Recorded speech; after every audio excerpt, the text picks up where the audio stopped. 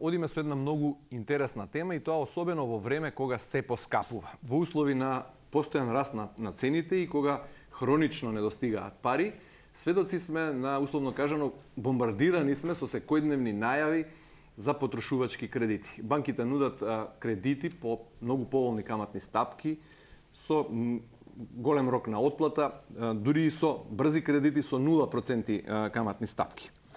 Што се всушност потрошувачките кредити и какви ризици тие носат? Што од друга страна е одговорно кредитирање?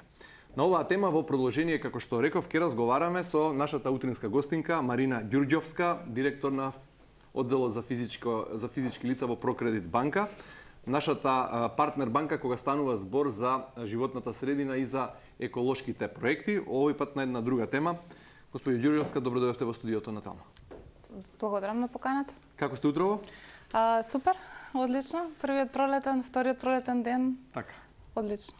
Дадов во најавата дел од она за што би зборувале во наредните минути. Се добива впечаток дека македонските граѓани се презадолжени. Всушност тоа се знае и одиме од задолжување во задолжување, како што реков, сведоци сме на постојани понуди за многу поволни кредити со ниски каматни стапки, ако се тие потрошувачки. Може ли да ни објасните на почетокот што значи одговорно кредитирање, а што потрошувачки кредити и каква е нивната поврзаност? Точно. Нели, ја поврзавте институцијата од аспект на енергетски ефикасни инвестиции. Прокредит банка покрај кампањата во поглед на одговорност, одговорно финансирање на околината, одговорноста е исто така применлива кога се работи за финансирање на она што на нашиот пазар се вели население. Одговорното кредитирање на населението е доста битно кога зборуваме за потрошувачките кредити. Всушност, клучната замка е тука кога ќе се сврстат тие кредити во табелата ненаменски или потрошувачки. Точно. Ненаменските кредити значи дека банката не контролира која е крајната намена, не бара документација во поглед на целта на кредитот и во позадината на тие кредити се вообичаено повисоките каматни стапки и провизиите. Едно е кога зборуваме за стамбен кредит, кредит за автомобил, кредит за реновирање, зелен кредит. Меѓутоа, кај потрошувачките кредити нема никакво прашање, ниту една контрола во поглед на тоа за што се искористуваат. Сега високата камата на потрошувачките кредити во комбинација со подолгиот рок, тоа е она што води до висок трошок за камата во позадината. Ги врзува клиентите на долг рок да отплаќаат нешто за што не ја прашавме намената, можеше да биде со соодветна намена или пак можеше да со клиентот поразговараме во поглед на тоа дали планира да направи инвестиција, односно не инвестиција, е повеќе импулсивна потреба и желба да оди на одмор на 7 дена и да го плаќа истото за 7 години. Тука е прашањето дали инвестициите и рокот на кредитите се одвестуваат. Одговорноста тука на банката е да ја разбере потребата и да го прилагоди производот да одговара на намената на клиентот и со пократките рокови ги ослободуваме граѓаните да влегуваат во нови и нови инвестиции. Пристапот на банките е оној кој што треба да биде одговорен покрај продуктите, каматната стапка и рокот на кредитите. Битно е и да се разбере можноста на клиентот, неговите финансиски можности. Вообичаено кога клиентите бараат кредит, сметаат дека можат да го вратат кредитот.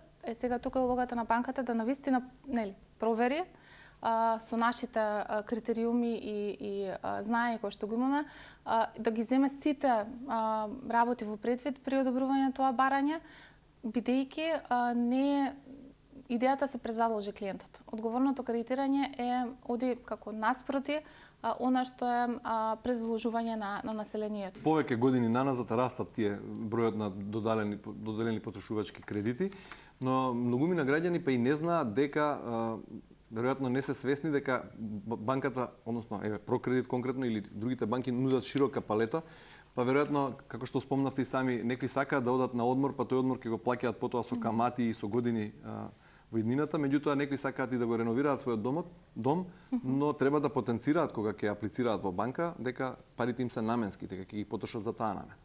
Да, треба клиентите да потенцираат, а треба и банките и советниците во банките да прашаат со цел да одговорат на барањето на клиентот соодветно, бидејќи тоа е советодавната улога на банките. Советникот за клиенти кој што ги работи овие кредити за население е битно да го прилагоди кредитот на клиентот да биде во корист на клиентот, а не во корист на банката, бидејќи долгите рокови, високите камати и ненаменските кредити се попрофитабилни за банките. А другата страна е да видиме која е намената, да го разбереме, да го прилагодиме планот и да одговориме на можностите за клиентот соодветно, а за тоа да има соодветна каматна стапка за намената, да биде пократок рокот, бидејќи рокот и како влијае на трошокот за камата, на вкупниот трошок за камата, нели? Сите сметаме по тоа колку рата плаќаме. Меѓутоа, како пример, 30.000 евра кредит на 5 години има 5.000 евра камата. Апсолутен износ, нели? Вкупно. Додека истиот тој кредит на 10 години има 10.000 евра камата. Значи, трошокот за камата е многу различен и доколку еден клиент може да се дозволи повисока рата да плаќа, подобро е да за пократок рок ги завршува инвестициите, да влегува во нови инвестиции, доколку има таков интерес, отколку да ги пушта кредитите на многу долг рок со цел да има во негова идеја поголема комоција во отплатата на месечни рати. Како ја објаснивме разликата помеѓу потрошувачките, односно ненаменски и оние специјални кредити за специјална намена, и го направивте овој брз кредитен калкулатор, што би значило во рокот на отплата. Би ве прашал каква е вашата перцепција како директор за физички лица во Прокредит банка за банкарскиот сектор во глобала во Македонија? Дали може да се каже дека се врши одговорно кредитирање во Македонија? За да ја дадам, за да го искоментирам прашањето, би се потпрела на одредени статистички податоци кои што покажуваат брз раст на кредитното портфолио на население. Истото трае последните 10 години и тоа воопшто не е лошо, нели, убаво е да се кредитира население, доколку истото се прави со кредити кои што ги поддржуваат клиентите во купување на нивниот прв дом или во дополнително креирање на капитал, во реновирање на домот, купување на автомобил, се она кое што значи зголемување на нивниот капитал и при тоа им додава вредност во нивното секојдневно живење. Воопшто не е никаков проблем, банките се тука баш заради тоа, за да го премостат и да ги поддржат клиентите во таа целокупна инвестиција. Она што загрижува е фактот што тој вкупен раст кој што се одвива во последните 10 години, 60% од растот доаѓа токму од потрошувачките кредити, односно ненаменските кредити. И сега тоа тука малку се појавува одредена размислуваме два пати на таа тема, за да понатаму кога се навлезе подлабоко, може да видиме дека 80% од одобрените потрошувачки кредити се на клиенти кои што имаат плата под 30.000 денари. Односно 60%, значи повеќе од половина се на клиенти кои што имаат плата под 20.000 денари. Сега, тие клиенти како приматели на плата со толкави приходи, доколку банките ги оптеретуваат до 50%, тоа е некоја, мислам, секоја банка има интерно утврдено правило, просекот изанализиран е некаде 55% на оној сооднос рата во однос на плата.